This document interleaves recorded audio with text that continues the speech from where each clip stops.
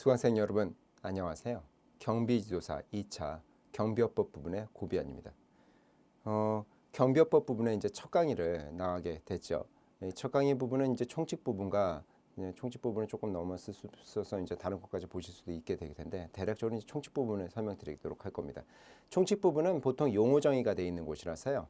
내용 자체가 많이 어렵지는 않습니다.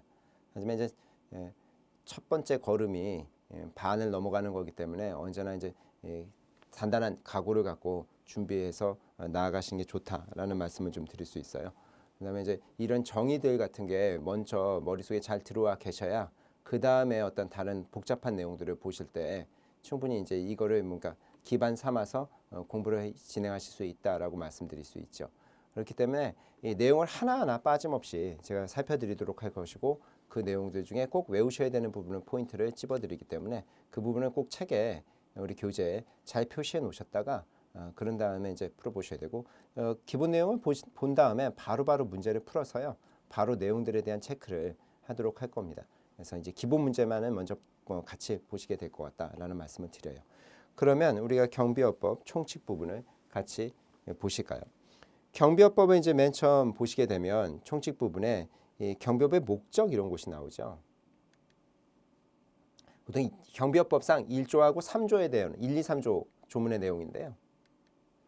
보시면 경비업법의 목적이 뭐냐 그러면 뭐 맨 위에 있는 거죠. 우리 교재에도 있겠지만 경비업법의 육성 발전, 그다음에 이제 체계적인 관리, 그거에 대한 필요사항 뭐 이런 것들을 이제 정함에 건전한 운영에 이바지한다는 목적이에요. 여기서는 거의 뭐 이 앞에 이 목적 부분은 거의 시험에 나오지는 않고요. 그래서 이런 내용들이 있다. 좋은 내용이다. 이 정도만 뭐 그냥 들어두시면 되고 이 경비업법의 정의 부분을 잘 보셔야 되는 건데 경비업이라는 건 영업입니다. 돈 받고 하는 거예요. 딴 게 아니라 그냥 관리해 주는 게 아니라 영업이고요. 그래서 시설이나 장소를 대상으로 하는 겁니다. 시설이나 장소를. 경비업은 경비업자라는 사람들이 무엇이냐면 경비업체예요. 법인이거든요. 나중에 이제 보시게 되겠지만 경비업자라고 얘기하는 것은 이 업체입니다. 업체. 경비업체. 그래서 이거는 법인이에요.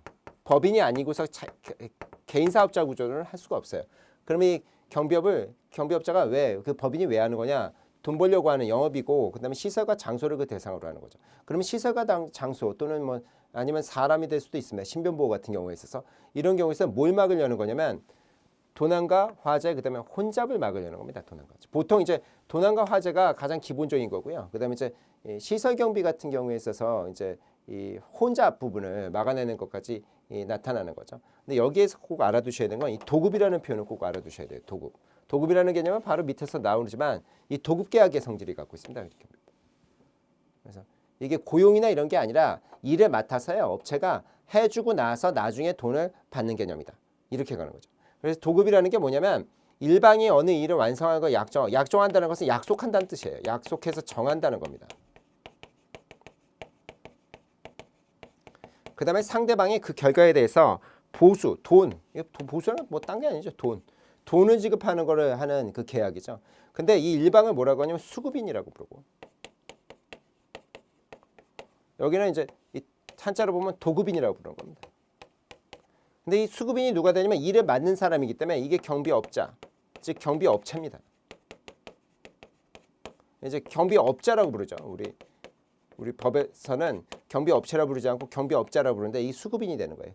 급이라는 게 이게 무슨 뜻이냐면 일이에요. 일. 그래서 업무, 일을 받았다. 도급인이라는 것은 일을 줬다예요. 일을 줬다. 그래서 여기가 보통 이 소유자나 관리자예요. 아니면 뭐 이거를 시설주라고 봐도 됩니다. 보통은. 신변보호 같으면 조금 다르긴 한데 기본적으로 이렇게 부르는 거죠. 그러니까 더 쉽게 얘기하면 고객입니다. 이 일을 맡긴 손님이에요. 그래서 이 도급인 이렇게 이제 나중에 얘기 드리면 이거는 고객, 손님, 시설주. 그러니까 건물의 소유주, 건물주구나라고 생각하시면 돼요. 일을 맡긴 사람. 그다음에 수급인 하면 경비업자, 경비업체, 경비회사 이런 식으로 이해하시면 됩니다. 경비회사를 얘기하는 거죠. 그래서 여기서 알아두셔야 되는 건 우리 교재에다가 어떻게 써놓으시냐면 이 영업이라는 부분에 표시하시고 그다음에 도난과 화재, 혼잡에 표시하시고 그다음에 가장 중요한 건 이 도급이라는 거 이것도 시험에 나오기 때문에 이 도급이라는 표시를 꼭 표시해 놓으시고 이걸 알아두셔야 된다라는 말씀을 드릴 수 있습니다. 그 다음에 이제 시설경비의 경비업의 용어 정의가 나오는데요.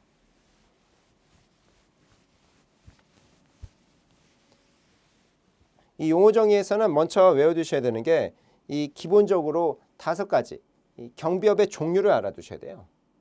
경비업의 종류는 시설, 그 다음에 뭐냐면 호송, 신변, 그 다음에 기계와 특수 이렇게 나눠집니다. 그래서 뭐 이거를 하나씩 뭐 나중에는 당연히 외워주실 수밖에 없어요. 계속적으로 보실 거라. 근데 이걸 외우실 때는 앞에 글자를 따서 시, 호, 신, 기특하다 이렇게 외워두시면 됩니다. 아니면 뭐 호신 몸을 보호한다는 거잖아요. 호신할 때 시, 호신 시에 기특하다 이런 식으로 외워두시지. 시호신 기특이라고 외우시든지 아니면 호신시 기특이로 외우시든지 어쨌든 그렇게 외우셔야 돼요. 근데 이게 어떤 식으로 나눠지냐면 이 경비업 그냥 이 기계를 사용하는 거는 이렇게 나눠져요. 나중에 이제 보시게 되지만 기계를 사용하는 게 뭐냐? 이 기계라는 게 딴 게 아니에요. CCTV라고 생각하시면 됩니다. 기계, 카메라. 그냥 머릿속으로 그렇게 생각하세요. 관제시설 모르는데 CCTV를 생각하면 요거 하나만. 나머지는 다 사람을 사용하는 겁니다. 그러니까 이게 시설이나 호신이나 그 다음에 특수는 이 경비원을 사용하는 것이고요. 여기도 뭐 기계도 경비원이 없는 게 아닌데 여기는 CCTV가 필요하다 이겁니다. CCTV가. 이런 식으로 머릿속으로 생각하시는 거예요. 그러니까 이렇게 하고 이렇게 하나로 끊거나 아니면 또 이렇게 나눌 수 있어요. 경비원의 종류에 따라서 일반 경비원을 둘 수 있는 경우와 특수 경비원을 둬야 되는 경우가 있어요. 이렇게 나누면 시호신기 여기 기특하다 기까지만 이렇게 그러니까 위에서 이렇게 끊게 되거든요. 그다음에 특수 경비원만 쓰는 곳은 여기 특수 경비. 그러니까 이거는 굳이 외우실 필요가 없어요. 특수 경비원은 오로지 특수 경비에서만 있는 것이고 나머지는 다 뭐다 일반 경비원 이렇게 알아두시는 거고 CCTV를 사용하는 건 뭐다 기계 경비다 이렇게. 그러니까 이런 2가지로 나눠놔서 머릿속에 넣어놓으셔야 된다. 그러니까 그냥 먼저 외우실 거는 시호신 기특하다 이렇게 먼저 외워서 이 5가지 업종 형태로 이 업태라고 부르거든요. 업종의 형태로 이 경비업을 진행하게 된다라는 거죠. 다 허가사항 다 사항에 따라서 이제 허가 요건들 같은 걸 갖춰야 되는데 이 내용에 이제 하나씩 좀 보시면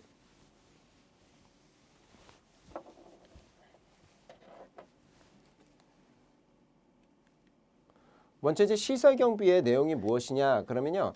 여기는 시설과 장소를 경비하는 거예요. 근데 시설과 장소인데 이제 경비 대상 시설이라고 부르죠.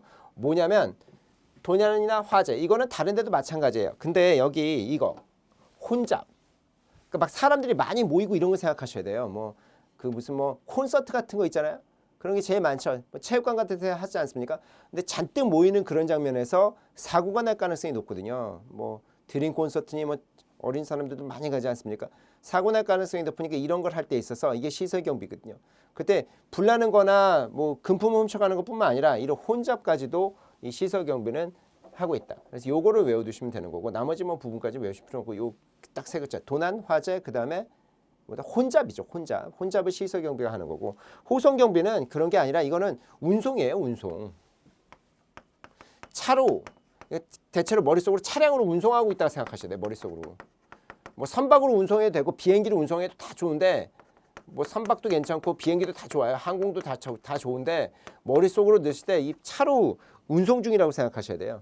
근데 그 중에서 이 현금이나 이런 것들이 귀금속이나 어떤 상품들이 이게 도난당하거나 화재당하지 않는다.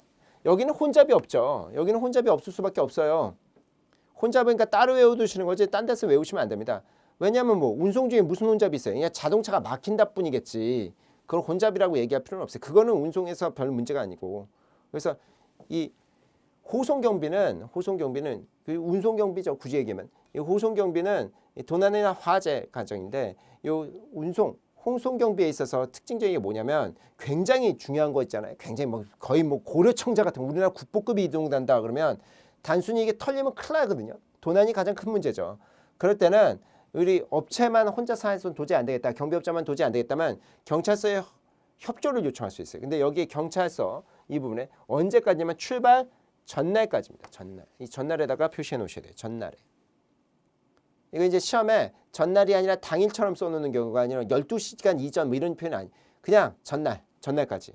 그다음 누구한테 뭐 지방경찰청장 이런 사람 아니라 경찰서장. 근데 출발지에. 아, 이렇게까지 디테일하게 외워야 돼? 예, 그렇습니다.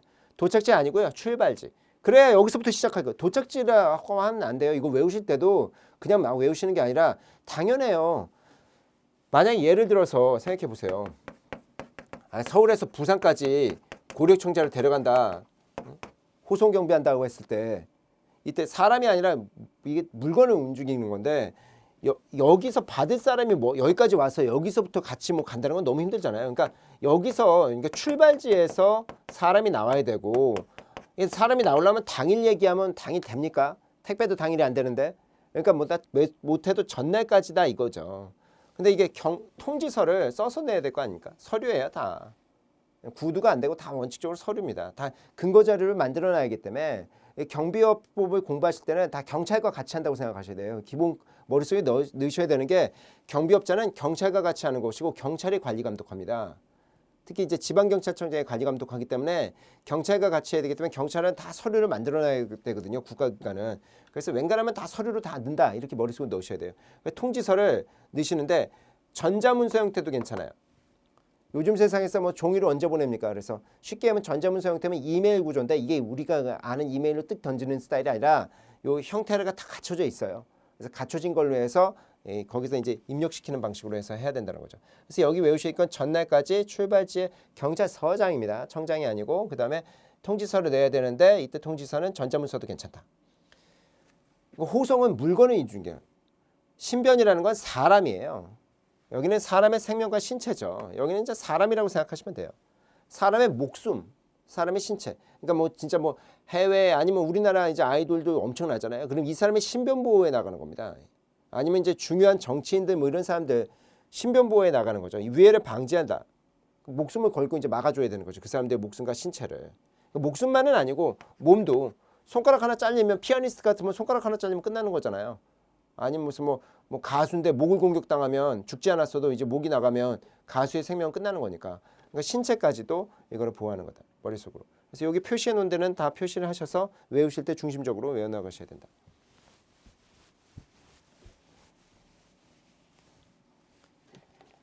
그 다음에 이제 보셔야 될 게 시설, 호송, 그 다음에 뭡니까 신변까지 보셨으면 기계죠. 기계는 여기가 보시는 것처럼 이 기기를 통해서 이 기기라는 생각 CCTV라고 머릿속에 생각해야 되시죠. 기계라는 건 물론 이제 송수신기를 생각하는 거지만 그러니까 머릿속으로 이제 레이저 뭐 이렇게 탐지 뭐 이런 걸로 해서 뭐 집집마다 붙여놓지 않습니까? 근데 뭐 그런 걸 생각하시면 되는데 CCTV 같은 거라고 머릿속으로 생각하시면 쉬워요. CCTV 통해서 송수신되는 감지 또는 송신되는 정보라는 거죠.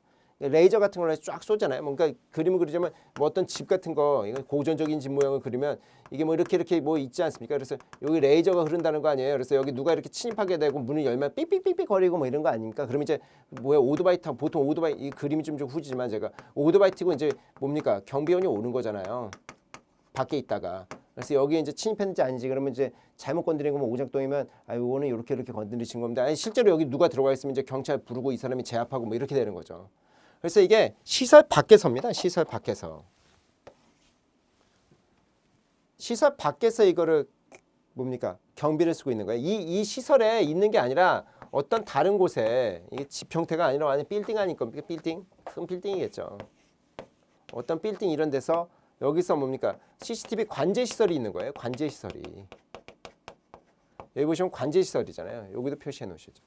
시설 외에 관제 시설에서 있다가 이게 삑삑삑삑 거린다 이 집이. 그러면 가까운 데에서 이 경비원이 출동할 수 있게끔 여기서 출동하든 아니면 뭐 이 동네에 뭐 강남구다 예를 들어 서울 강남구다 그러면 여기 어딘가에 있다가 이제 경비원이 여기로 출동하는 거죠. 가까운 경비원이 출동해서 그 사항을 보고 이렇게 되는 거죠. 그래서 여기도 뭐 혼잡이 아니죠. 혼잡은 그러니까 시설만 있는 것이고 나머지는 다 여기 도난이나 화재. 근데 이제 기계를 통해서 송수신 보통 이제 이거 송수신이라고 얘기하는 거예요. 송신이 오고 수신하고 이런 구조로 해서 시설 외에서 시설 외라는 거 내가 아니라 시설 외에서 관제시설이죠. 그래서 관제시설입니다. 시설 외의 관제시설 경비 대상 시설 밖에 있는 관제시설 뭔가 CCTV를 볼 수 있는 쫙 이런 여기서 이제 확인하고 콜 불러서 전화해서 이쪽에서 출동하라. 이게 기계경비죠. 특수경비라는 것은 여기까지 이제 일반 경비원들이 맡을 수 있는 거예요. 이 기계경비까지는. 근데 특수경비는 특수경비원들이 맡아야 되는데 특수경비라는 것은 여기 보면 공항 뭐 이렇게 돼 있지만 원자력 발전소 아니면 주요 항만, 항구죠. 이런 데를 얘기하는데요. 이 대통령령이 정하는 이것도요. 이 법이 뭐라고 있냐면 대통령령도 있고요. 이제 쭉 보시다 보면 이것도 외우셔야 돼요. 행정안전부 장관령 이걸 외우셔야 됩니다. 구별해서. 그러니까 행정안전부 장관령은 귀찮으니까 그냥 행안부령 보통 이렇게 부르게 되는데요. 그래서 이제 대통이냐 행안이냐 이렇게 해서 외워놓으셔야 돼요. 보통 대통령령은 시행령이고요. 경비업법 시행령이고 여기는 시행규칙이 되는데요. 언제나 그런 건 아니지만 팁을 하나 드리면요. 웬간하면 거의 이거다. 대통령령이다. 근데 잘 모르겠으면 이 뭡니까? 행정안전부령은 이 서류들 이게 신청이 아니라 서류의 내용들 이렇게 이건 이제 신청사항 같은 거나 신고사항 신청 또는 이제 허가를 낸다 뭐 이런 것들 웬간하면 다 이쪽이에요. 근데 이제 서류의 그 내용 그 자체 어떤 서류를 첨부해야 되냐 이런 거는 행안부령 행정안전부령으로 많이 나와요. 그래서 이런 거 외우실 때는 그냥 보통 안 되겠으면 그냥 봐서 서류의 그 꼼꼼한 내용 같으면 서류의 꼼꼼한 내용 서류를 낸다 이런 거 말고 서류의 그 꼼꼼한 내용은 뭐다 행안부령으로 보시고 뭐 신고 신청 허가 뭐 이런 사항들은 그냥 뭘로 보셔라 그때는 대통령령으로 보시는데 이게 크니까 이게 정의구조이니까 대통령령으로 그러면 국가 중요시설 그거에 도난화재 이렇게 되는 거죠. 혼잡은 시설이죠. 근데 여기서 대통령이 정하는 국가 중요시설이 무엇이냐 그러면 여기 나오는 것처럼 공항, 항만, 원자력 발전소 근데 이런 게 나오는 게 아니라요. 여기가 나오는 거예요. 국가정보원장 이거 이제 국정원장이라고 부르는 사람이잖아요. 국정원장 이 국정원장이 지정하는 국가 보안 목표시설 여기까지 끊고 그 다음에 통합방위법이 하는 뭐 21조 사항 그런 거 외우시면 안 됩니다. 통합방위법이 하는 국방부 장관이 지정하는 국가 중요시설 이게 공항이나 항만이나 원자력 발전소나 화력 발전소나 등등등등 방송국이나 여기를 뺏기면 안 돼요. 여기를 막 테러 집단이나 아니면 무슨 다른 이적 단체 뺏기는 순간 우리나라 뭐 원자력 발전소 뺏기는 순간 우리 다 죽어요. 그래서 이게 특수경비입니다. 특수경비는 일반 경비원이 아니에요. 특수경비는 무기 사용 가능성이 매우 높습니다. 그래서 보통 이제 군 출신 분들 아니면 뭐 이런 분들도 이제 대체로 나와서 뭐 특수경비원들 이제 되시는 경우들도 있죠. 그래서 여기는 외우셔야 되는 게 특수경비는 대통령령 그다음에 국가중요시설을 얘기하는 건데 국가중요시설이라는 게 무엇이냐 그러면 국정원장이 얘기하는 국가보안 목표시설 국가 그냥 안 되겠으면 국가보안까지만 외워두세요. 이 목표까지 뭐 이런 데 틀리게 안 하고 국가보안 왜 국가보안이냐 국정원이니까 국가정보원이니까 보안이지 국가정보 보 이렇게 그다음에 이제 통합방위법 방위죠 방위법이니까 국방부 장관이 하는 여기는 보안이라고 얘기하죠 않고 국가중요시설이죠 국가중요시설 거의 군시설 같은 것들 뭐 이렇게 생각하셔도 될 거고 뭐 느낌적으로 그래서 국정원장이 얘기하는 국가보안목표시설 왜 이제 보니까 국가정보원이 그다음에 이제 통합방위법상 국방부 장관이 얘기하는 국가중요시설이다. 이렇게 그 부분은 다 체크해 두셔서 알아두셔야 된다라는 말씀드립니다. 그 다음에 이제 조금 더 말씀을 드리면 이제 지워야 되죠.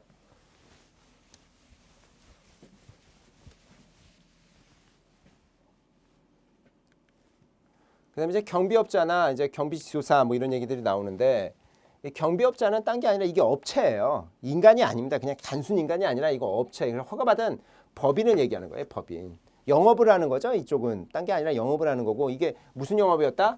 도급이다. 도급에 의한 거죠. 그래서 경비업자라는 건 법인이라는 것만. 자연인이 될 수가 없어요. 자연인들이 그냥 뭡니까 법인 아니라 그냥 사업자 등록하고 이렇게 하는 식으로 하는 게 아니에요. 이게 아닙니다. 전혀. 이게 아니고 반드시 법인 등기를 해서 해줘야 된다라는 허가 사항이에요. 그리고 깐깐합니다. 이게. 그러면 이제 경비지도사는 어떤 사람들이 되는 거냐? 그러면 뭐 이거는 이제 나중에 시험 방식이나 이런 것까지 다 외우셔야 되는데 그걸 떠나서 여기를 외우셔야 되는 거예요. 일반 경비 지도사라는 사람과 일반과 기계가 있는 거예요. 지도사는 일반과 기계로 나눠집니다. 지도사는. 왜냐면 이 기계 지도사는 그러니까 경비 지도사, 기계 지도사는 기계를 다룰 줄 알아야 돼요. 기계를.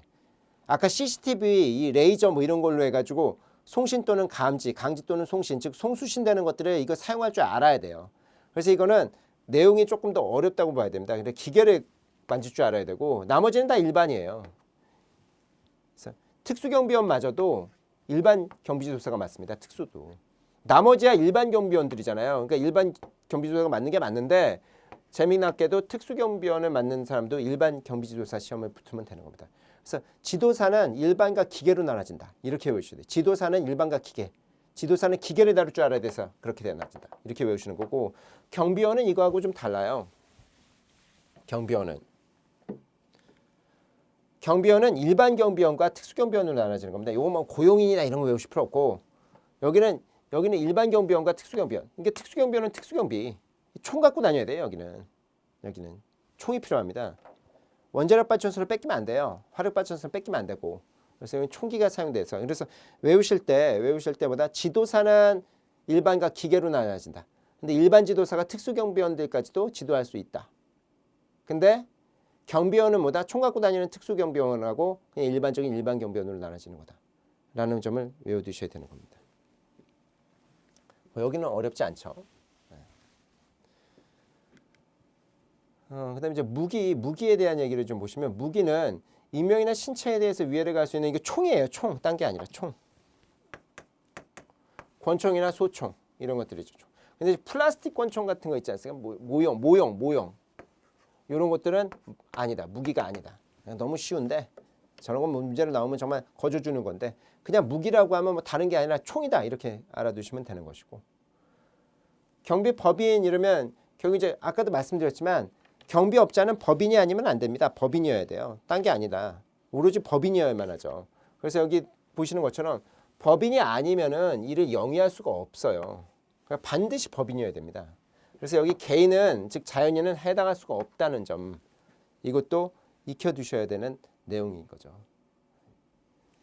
내용이 많진 않지만 꼼꼼하게 하나씩 모두 다 익혀놓으셔야 되는 게 핵심 목표다라고 보시면 되고 내용들 보셨죠? 그러면 이제 문제들을 같이 보면서 다져나가야 될 것 같습니다. 여기 지워야 되죠.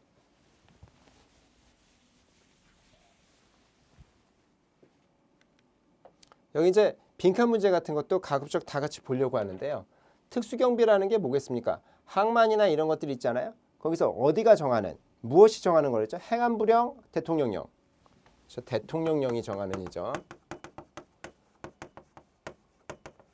그러니까 웬간하면 그냥 대통령령으로 그냥 이거 외우시기가 정말 어렵거든요. 그러면 안 되겠으면 저걸 디테일하게 내기도 해. 그러면 그렇게 많이 내지는 않는데 사지선다에서 나오는 경우들이 있어요. 그래서 머릿속으로 이렇게 생각하셔야 돼요.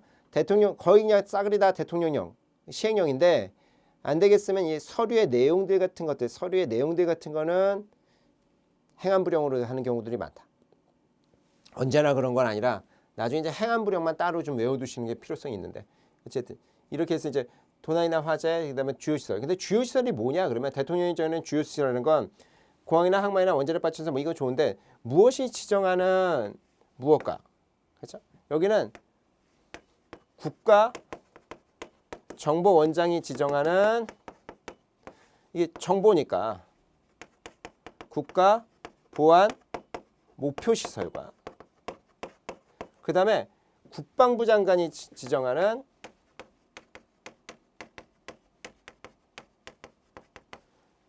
국가 중요시설. 그럼 요거는 뭘까요? 국방부 장관은 무슨 법에 따를까요? 통합방위법이죠. 이거를 하나하나씩 다 알아두시는 것보다는 뭐 이게 자꾸 이제 보시다 보면 방위법이라는 것도 생각이 나니까 어차피 우리 사지선 다 찍는 거니까. 그런데도 왜 이걸 보냐면 이렇게 하나씩 넣는 방식을 하냐면 이래야 이제 하나도 빠짐없이 외워두시고 찍으실 때 절대 틀림없이 찍으실 수 있기 때문에 같이 보는 거죠. 이렇게 같이 봐두실 수 있다. 그다음에 이제 실제 문제들을 좀 같이 보시면 우리 기본 문제를 집단 민원 현장 실제 문제는 나중에 같이 푸시도록 하고 그 내용을 좀 더 보셔야 되겠네요. 무기 부분 말고 이제 집단 민원 현장이라는 부분을 보셔야 되는데 이 부분 많이 까다롭습니다. 사실상 이 부분이 시험에 자주 나오는데요. 여기가 이제 제일 중요하다 이렇게 보실 수 있는데 여기는 잘 보셔야 됩니다. 이 7가지를 반드시 외워두셔야 되는데 정말 꼼꼼하게 외우셔야 돼요. 집단 민원 현장이라는 걸 들으실 때는요. 그냥 싸움 난 곳 이렇게 생각하셔야 돼요. 싸움 난 곳. 머릿속으로. 아니면 난 곳 아니면 날 곳. 날 것 같은 곳. 분쟁의 씨앗이 있는 뭐 이런 느낌으로 생각하셔야 됩니다. 머릿속으로. 싸움이 날 것 일촉즉발의 어떤 그런 부딪힐 것만 같은 그 살벌한 느낌? 쉽게 해서 데모하는 곳 뭐 이런 느낌, 데모 이런 느낌? 머릿속으로 그렇게 머리 넣고 집단 민원 현장이라는 걸 들으실 때는 그래서 어떤 거냐면 노동관계 조정법 보통 이제 노동조합 노동관계 조정법인데 그냥 노동관계 조정법이라고 외우시면 되고 여기에 당사자가 쟁의를 하는 거예요. 쟁의. 그래서 조정 신청을 한 사업장 또는 쟁의행위가 발생했습니다. 이렇게 되는 거죠. 그러니까 노동쟁의 조정 신청 또는 뭐다 쟁의행위가 발생. 그러니까 이제 노조가 승질 나가지고 한번 붙으려는 그런 장면들 조정 신청이 들어가고 이런 곳이다라는 거. 아니면 정비 사업이라는 게 있어요. 도시 주거 환경 정비법인데 저것까지 다 외우실 필요는 없고 그냥 정비 사업법 이렇게 생각하시면 되는데 정비 사업이 하는 곳에 이해관계가 대립하는 그러니까 싸움 날 거 이 다툼 싸움 정비 사업이 뭐냐면 재개발 조합이에요 보통. 이러면 이제 아시겠지만 이게 뭐 싹 밀고 아파트 짓고 이러면 기존에 살던 세입자분들이 아 우리 못 나간다 뭐 어쩐다 뭐 이런 경우들이 꽤 있어요. 그래서 막 버티고 명도 수선 것 때문에 막 나가면 이제 막 자해하고 들어눕고 막 뭐 그분들도 어려워서 그러는 건 이해가 되지만 뭐 살벌하거든요. 그런 이런 곳이 집단 민원 현장이거든요. 그래서 이런 정비 사업에 대해서 싸움이 날 것만 같은 경우 아니면 특정 시설물의 설치 이거와 관련해서 민원이 있는 이것도 싸움 민원은 거의 싸움이에요. 특정 시설물이 뭐야 그러면 이제 원하지 않는 것들이 많죠. 뭐 골프장 들어온다 그러면 막 싫어하고 뭐 아니면 무슨 뭐 저 혐오 시설 같은 거 있잖아요. 뭐 발전소 들어온다 그러면 또 막 이거 들고 조끼 입고 나가는 거 아니겠습니까? 뭐 그분들만 나가는 것도 아니고 저도 뭐 그럴 수도 있잖아요. 그럼 이제 일촉즉발 싸움이 날 수 있고 아주머니들이 막 데모하고 들어놓고 이런 장면이라고 생각하면 집단 민원 현장이죠. 그다음에 주주총회인데요. 이게 그냥 단순히 주주총회라고 보시면 안 되고 여기도 이해관계입니다. 싸움 붙어야 될 것 같은 느낌? 싸움 붙을 것 같은 느낌? 주총도 있지 싸움 붙는 경우들이 꽤 있죠. 그냥 단순히 주총이라고 해서는 안 됩니다. 주총에서는 그냥 우리 주총이라고 해도 나가지 않아요. 근데 주총이 싸움 붙을 것 같은 상황이라서 이제 연락이 온다. 주총에서. 이러면 이제 나가는 거죠. 그 다음에 이제 건물이나 토지들 부동산이나 동산. 부동산과 동산할 때 부동산은 땅이고요. 건물이고 동산은 물건들이에요. 근데 이런 것까지 소유권 문제죠. 관리권 뭐 이러면. 이게 싸움이 여기도 이해관계죠. 이해관계. 여기도 싸움 날 것 같아요. 그래서 건물주가 A라는 그룹하고 B라는 그룹이 한번 붙게 되고 뭐 상가 같은 거 이제 놓고서 상가 관리권 놓고 싸움 붙습니다. 상가 관리권 가지고. 투표해서 상가 부회장, 회장 뽑은데 회장하고 부회장 파가 싸워가지고 서로 막 칼불이 날 것 같은 그 분위기. 근데 이제 부동산뿐만 아니라 이제 동산도 소유권 분쟁이 붙는 경우들. 그다음에 요게 잘 나오는데 100명 이상이 모이는 요게 이제 싸움이 아니에요. 드디어 이제 국제 문화예술 같은 거, 체육, 뭐 이게 이제 콘서트나 아니면 이제 무슨 뭐 야구 경기 뭐 이런 거 거기는 뭐 싸움이라기보다는 워낙 사람이 많아서 이제 사고가 터지는 아니면 이제 뭐 축구 경기 뭐 이런 싸움이 붙은 게 아니라 워낙 이제 사고가 이제 사람들이 확 이제 모여 있으니까 근데 이제 그게 몇 명이냐 50명이 아니라 뭐 50명 정도만 학교에 요즘 뭐 옛날 같으면 한 반이고 요즘 같으면 두 반인데 그 정도가 좀 안 되고 못해도 이제 100명급은 넘어가야 된다라는 거죠. 그다음에 대집행이라는 게 있는데요. 이제 행정대집행법에 대한 대집행인데 대집행이라는 게 뭐냐면 이게 대신 집행한다는 거거든요. 대신 어떤 거냐면 철거예요. 가장 대표적인 게 철거를 그래서 철거 현장이라고 하면 안 되고 이게 시험에 철거 현장이라 나오면 안 됩니다. 왜냐면 철거 현장보다 더 넓어요. 근데 보통 이제 주로 철거인데 이제 철거 현장이라고 하면 안 되고 뭐라고 하면 철거 현장으로서 대집행되려는 뭐 이런 표현이 나와야 돼요. 이게 돼야지 맞는 겁니다. 철거 현장으로 대집행 물으면 맞는 거고 그래서 요거는 디테일하게 좀 알아두셔야 됩니다. 그래서 이거 외우실 때는 기본적으로 뭘 알아두셨냐면 어디 표시해 두시면 이거 다 표시하면 좀 돼. 쟁의행위라는 거 노동관계법상 쟁의행위 그 다음에 정비사업 부분 근데 물론 무조건 싸움이어야 돼. 그냥 정비사업까지는 안 돼. 싸움 나야 되는 장면이고 이해관계 그 다음에 특정 시설물의 설치 그래서 역시 민원 싸움 주주총회도 역시 그냥 주주총회는 안 되고 싸움 그 다음에 부동산과 동산에 대해서 역시 싸움 그 다음에 100명 이상의 이건 싸움 아닙니다. 이건 싸움 아니고 조용한 동네, 문화예술 뭐 이런 느낌. 그 다음에 대집행법, 대집행상. 그래서 이 부분만 짝짝짝짝 외워놓으셔야 돼요. 머릿속으로 노동관계 조정, 노조의 쟁의행위 아니면 조정신청. 그렇죠? 그 다음에 얘기하는 게 정비사업, 그 정비사업에 표시해 놓으셔야 되고 그래서 싸움 날 것 같은 경우. 그다음에 특정 시설물에 대한 어떤 싸움이 날 것 같은 부분. 그다음에 주총회라고 하면 주총인데 뭐다 이해관계 즉 싸움 날 것 같은 분위기 그다음에 부동산과 동산에 대해서 역시 뭐다 민원이 싸움 날 것 같은 분위기 이해관계 막 부딪히고 그다음에 100명 이상 문화체육 그다음에 예술 그다음에 국제 그다음에 대집행법 행정대집행법상 대집행 이렇게 머릿속으로 알아두시는 거죠. 되시죠? 요거는 매우 중요합니다. 요거 정말 시험에 잘 나오기 때문에 잘 봐두셔야 됩니다.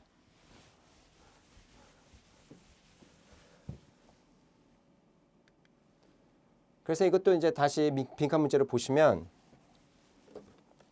노동조합 및 노동관계 조정법, 노동관계 조정법의 노동자가 노동쟁의의 조정 신청이죠. 사업장 또는 뭐죠? 뭐가? 노조의 싸움은 뭐예요? 그렇죠? 쟁의행위죠. 쟁의. 뭐 행위까지 안 써도 돼요. 그냥 외우실 때 그냥 조정, 쟁의 이렇게 써주셔도 충분해요. 우리는 어차피 사진은 다 객관식으로 찍는 거니까 이걸 다 쓰실 필요는 없는 거고. 그다음에 뭡니까? 도시정비법, 환경정비, 이것도 도시 이렇게 다 외우실 필요 없이 그냥 정비법 이렇게 하시거나 그냥 이것만 알아두시면 돼요. 정비사업. 때문에 싸움 날 것 같아. 이해관계라는 게 싸움가 날 것 같고. 특정 시설물. 그다음에 이제 주주총회인데 싸움 날 것 같은 부분. 그다음에 이 건물 토지 또는 이런 건 부동산이잖아요. 근데 부동산뿐만 아니라 동산까지. 부동산이나 동산에 대해서 소유권 싸움. 그다음에 몇 명이죠? 100명. 그렇죠. 100명은 넘어와야 되죠. 100명 정도 넘는 상태의 어떤 국제나 문화나 예술이나 체육이나 그다음에 이 대집행이 나오면 끝이에요. 이것만 외우시면 되고 요거 굳이 외우시려고 할 필요 없어요. 근데 뭐 나왔으니까 제가 써드리지만 대집행만 외우시면 되는 겁니다. 행정대집행법 이렇게 해서 역시 하나씩 채워나가시는 연습도 해보시면 되죠. 됐죠? 그러니까 쟁의행위, 정비사업, 그 다음에 특정시설물, 주주총회, 부동산과 동산, 100명, 대집행 이렇게 외워두시는 겁니다. 쟁의행위, 정비, 특정시설물, 그 다음에 주주총회, 그 다음에 부동산과 동산의 관리권, 그 다음에 100명, 그 다음에 대집행 이렇게 외워두시는 거예요. 키워드만 짝짝 외워두시면 된다. 그러면 이제 문제를 각각 이제 우리가 풀어볼게요. 바로바로 문제를 푸신다고 말씀드렸으니까 1번 보실게요. 경비업법의 경비업은 시설경비업은 호성 그 다음에 뭘까요? 시호신 기특하다 아니에요? 시호신 기특하다. 그래서 여기 시가 나왔고 호가 나왔으면 여기가 신변보호가 나와야 될 거 아닙니까? 그러니까 이걸 거고 그 다음에 기니까 특이 나와야 될 거 아니에요? 그러니까 이걸 거죠. 그러니까 요거와 둘 중에 이거 중인데 뭐야 이게? 경비업은 뭐라고 했죠? 도급이잖아요. 도급. 1번. 이렇게 되는 거죠. 그렇죠? 시옷인 기특하다. 이렇게 외워두시는 거죠. 이해되시죠? 그러면 이제 이거는 지우고 그 다음 문제 보실까요? 이런 문제는 나오면 편하죠. 1번. 그 다음에 경비업법의 특성상 규정상 용어 정의에 대해서 들어갈 말을 부르면 이런 식의 문제가 나와서 이제 그 빈칸 연습을 하는 거예요. 시설 경비라는 것은 뭐냐면 시설이나 장소 이런 데인데 그렇죠? 뭐죠? 그렇죠? 도난이죠. 도난이나 화재는 기본 틀이에요. 그냥 도난이나 화재는 모든 거에 동일하다 이렇게 이해하시면 돼요. 신변보호 빼놓고 신변은 이제 사람의 생명과 신체고 목숨이라고 생각하면 되고 이거는 이제 도난과 화재는 언제나 있는 건데 그밖에 여기 시설은 뭐가 있다? 혼잡입니다. 혼잡. 소란이 아니라 혼잡이에요. 소란이라고 하면 뭐 싸움 같은 건데 이게 혼잡. 그러니까 뭐 경우에 따라서 100명 넘어가는 문화예술 같은 건 소란이라고 얘기하지 않아요. 혼잡이라고 부르는 거라. 그러니까 답은 어떻게 될까요? 2번이 되겠죠? 이렇게 되는 거. 쉽죠? 여기 보시면 조금 어렵게 느끼실 수 있는데 경기도 수원시에서 경비업을 영위하는 이제 경비업체죠. 법인은 이제 이게 경비업자입니다. 경비업자가 수원시 소재 B은행으로부터 20억을 들고선 어떻게 된다? 대전으로 내려가는 거예요. 대전으로. 그러니까 여기가 출발지죠. 그래서 B은행을 운반하는 거 맡게 됐다. 그럼 이거 무엇이냐? 호송경비죠. 호송경비. 운송이에요. 호송경비는. 호송경비.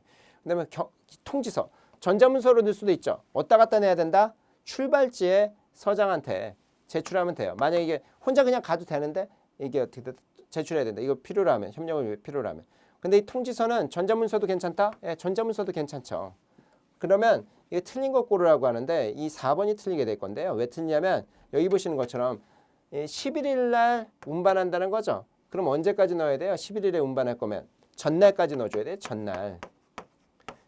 그렇지 않습니까? 택배를 시켜도 그 당일에는 요즘은 뭐 거의 안 된다고 생각하고 그 전날은 해야 되니까 그러면 10일 이렇게 되면 안 되고 10일 늦어도 뭐다 자정까지는 넣어줘야 됩니다. 자정까지 이렇게 봐야 되는 거죠. 그러면 답은 틀린 거는 4번이 되죠. 그래서 전날이나 출발지 수원시죠. 대전시라고 하면 안 돼요.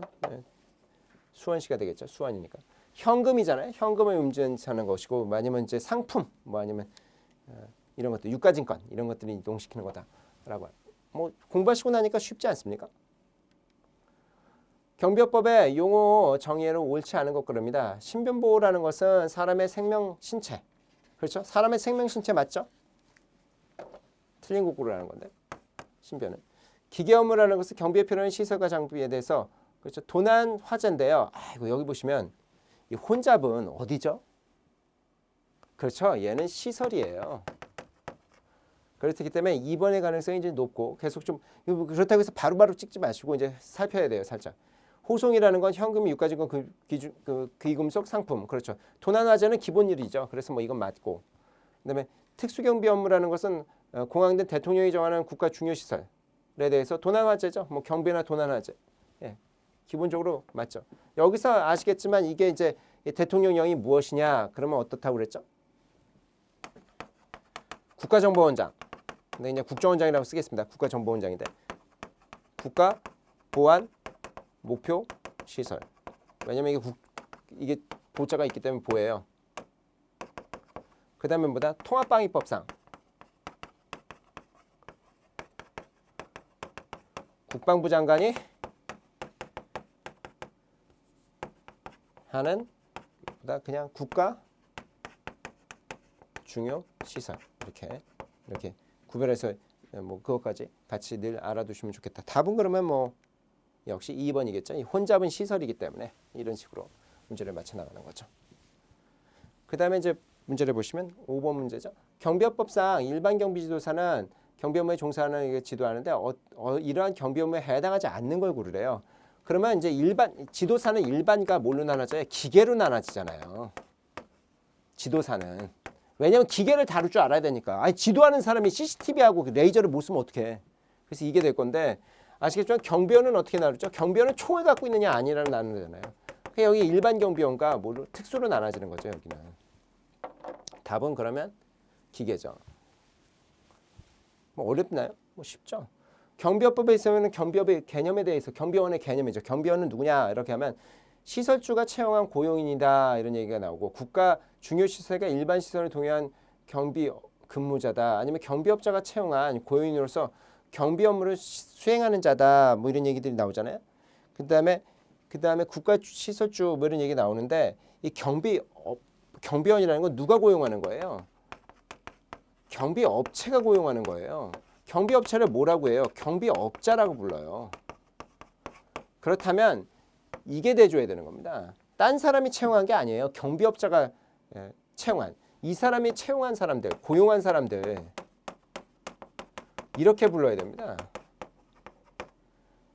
그래서 이건 답은 경비업자가 채용한, 고용한 경비원들이다 개념입니다. 물론 이제 경비업체가 용역을 따와서 계약을 맺고 국가시설로부터 따와서 이제 하게 되죠. 그래서 뭐 만약에 국가 중요시설로부터 따오면 특수경비원을 보내게 되는 것이고 그렇지 않으면 일반 경비원을 보내는 것이고 이렇게 되는 거죠. 7번에 보시면 경비업법상 집단민원 싸움 난다는 곳이요. 싸움 난 곳, 대문난 곳 보시면 그렇죠. 대집행 그렇죠. 여기 대집행 맞죠. 그다음에 대기업의 주주총회 뭐 주주총회도 좋습니다. 일단은 그렇다 치고 100명 그렇죠. 문화, 뭐 체육, 예술, 국제 뭐 다 좋다 칩시다. 조정법상 그다음에 노동관계 쟁의행위 그럼 다 맞는데 선생. 근데 여기 보시면 이 머릿속으로 늘 생각하셔야 되는 게 이해관계가 대립하는 곳이 필요해요. 여기는 이해관계 대립이라는 게 있어줘야 되잖아요. 그래서 그냥 대기업의 주주총회 이렇게 써놓으면 안 됩니다. 이해관계 대립이 있어줘야 돼요. 그래서 여기 2번이 되고요. 보통 이게 이해관계 대립이라는 부분이 써져 있는 곳이 어떤 거냐면 단순히 주주총회뿐만 아니라 이 동산이나 소유물에 대해서 이해관계가 대립한다거나 그렇죠? 아니면 정비사업 같은 데서 이해관계가 대립하는 그런 표현들을 쓰게 되는 거죠. 나머지는 뭐 당연히 이거는 이해관계라는 표현 안 써도 되는 거지만 주주총회나 경비시설이나 아니면 이제 동산과 부동산에는 이해관계라는 표현이 꼭 있어줘야 돼요. 싸움 난 곳이라는. 그래서 답이 2번이죠. 이거 좀 어렵습니다. 이거는. 왜냐면 딱딱 키워드를 외워놓으면 순간 약간 피해를 볼 수 있는. 하지만 이런 것들은 다 봤을 때 이렇게 딱딱 찝으셔서 일단 해놓은 다음에 다 맞는 것 같은데 그럼 디테일로 들어가는 거죠. 디테일로 이해관계가 돼 있는 건 아마 정비사업하고 주주총회하고 동산 부동산일 거야. 라고 하는 것까지 이제 체크해서 머릿속에 들어가셔야 되는 거죠. 그 다음에 보셔야 될 게 이제 경비업법상 집단민원 현장 또 얘기가 나오는데 여기 보시면 이제 이 철거명령 뭐 이렇게 해당되는 곳은 무엇이냐 그러면 철거명령하면 요게 이제 대집행의 가능성이 높아요. 그 다음에 요거는 틀리죠. 요거는 왜냐면 50명 가지고는 안 됩니다. 이거 100명 정도는 있어줘야 되잖아요. 문화예술, 국제 이쪽은. 도시개발법상 도시개발 얘기하는데 이게 정비사업법이죠. 정비사업이어야 돼요. 그냥 밑도 끝도 없이 도시개발 이러면 좀 그렇고 이 조정법상 이 노동쟁의의 조정신청 또는 쟁의행위잖아요. 요게 맞죠. 이게 맞고 이거는 왜 틀려 선생님? 그러면 이게 대집행이라는 표현이 없어요. 그냥 철거명령이라고 얘기하면 안 됩니다. 대집행이라는 표현이 있어야 되고 행정 대집행성의 대집행이라는 표현이 있어줘야 돼요. 그래서 이게 아마 그렇죠. 4번이 답이 되는 겁니다. 생각보다 그러니까 그냥 막 외워두시면 안 되고 법조문을 정확히 알아두셔야 되는 거죠. 사실상 이게 뭐 이것도 재개발조합 부분들 싸움 나는 거 맞을 텐데 그냥 이렇게 쓰면 안 되고 대집행 그다음에 정비조합 이렇게 정비사업 이렇게 표현이 정확해야 된다. 그다음에 이거 지우고 봐야죠. 경비업법상 집단민원 현장에 해당되는 곳은 얘기하면 30명이 자고 택도 안 되죠. 몇 명 필요하죠? 100명이죠? 근데 100명이 없는데 선생님 100명 이상이니까 이거지 않겠습니까? 100명 이상이 필요하다 이렇게 봐야 되니까. 그렇지 않나요? 답이 4번이 되는 거죠. 이런 형태로 보시고 문제들 풀고 그랬어요. 내용들을 바로바로 익히시고 바로바로 문제를 푸시면서 자기 것으로 체화시키셔야 됩니다. 그러니까 오늘 공부하신 부분에서는 일단 경비업의 도급이라는 거, 그 다음에 뭐 경비업의 종류, 시효신, 기특하다 이렇게 외워두셔야 되는 것이고, 그 다음에 경비원은 일반과 특수로 나누는 거고, 특수는 총 갖고 있다 생각하시면 되고, 그 다음에 지도사는 어떻게 나눈다? 일반과 기계로 나눈다. 기계라는 게 뭐다? 기계가 반드시 그 기계를 작동할 수 있어야 되니까 그렇게 이제 기본적으로 외워두시는 것이고, 그 다음에 혼잡이 필요한 건 시설이다. 시설이 혼잡이 필요하고, 특수경비에 대해서는 대통령령이 정하는데 대통령령의 부분에서는 어떻다? 그 부분에서는 그죠. 국정원장이 얘기하는 보안 목표시설, 그 다음에 통합방위법상 얘기하는 국방부 장관이 지정하는 국가중요시설 이렇게 외워두시는 거죠. 그 다음에 집단민원 현장이 무엇이냐? 그럼 집단민원 현장은 일단 싸움이 나는 곳이다 이렇게 생각하시면 좋은데 노동관계조정법상 쟁의의 조정 신청 또는 쟁행위, 그 다음에 정비사업, 그 다음에 보셔야 될 게 이제 특정 시설물의 설치 부분, 그 다음에 동산과 부동산 때문에 이제 싸움 붙은 부분 이해되시죠? 그런 다음에 이제 주주총회 같은 경우에 있어서도 역시 싸움 이해관계가 좀 충돌하는 경우들, 100명 이상의 어떤 행사들, 그 다음에 이제 맨 마지막으로 외우셔야 될 게 대집행 이렇게 외워두시는 겁니다. 내용들 다시 한번 숙지하시고요. 이거를 자꾸 이제 외우시려고 애를 쓰는 것도 뭐 물론 그렇게 해야 됩니다. 결국은 이건 다 외우셔야 되니까. 근데 자주 보면 외워져요. 그러니까 보시고 또 보고 한번 써보시고 뭐 이런 것들은 키워드 중심으로 써보시고 틀린 게 있으면 다시 보고 이런 식으로 복습해 주시길 바랍니다. 그러면 첫 번째 시간은 이렇게 마치고 굉장히 천천히 자세하게 설명드리려고 애를 쓴 거는 하나도 틀리면 안 된다. 그렇기 때문에 그러니까 천천히 같이 따라가 주시면 되겠습니다. 다음에는 경비업의 허가 부분을 가지고 좀 내용이 어려운데 그걸 가지고 만나뵙도록 하겠습니다. 수고 많으셨고요. 복습해 주십시오. 감사합니다.